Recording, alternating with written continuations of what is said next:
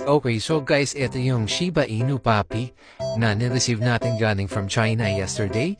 And ito yung sitwasyon niya pagdating niya ng Pilipinas. So, as you can see, sobrang na-stress siya sa biyahe. Halos mamamatay na siya pagdating niya dito. Pero, syempre, as responsible importer, ginawa natin ng paraan. Although, kulang kami sa gamit, buti na meron kami dalang oxygen. Ito yung first aid na ginawa namin para i-revive namin siya. Ito yung mga time na to talagang mapapansin yun, nakaka-recover na siya unti-unti. So, ang first aid na ginawa namin is oxygen muna. Binigyan namin siya ng hangin muna.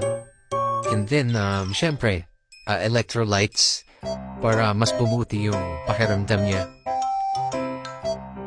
Kasi ito, by giving electrolytes talagang nakaka-boost ito ng energy para dun sa mga nanghihina yung mga puppies.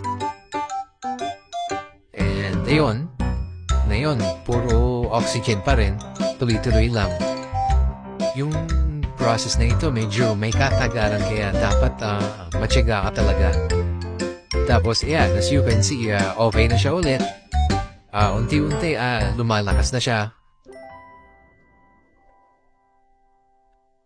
Sobrang cute nung Shiba Inu puppy na ito. And yan, naatayo na uli siya. So sobrang happy lang talaga.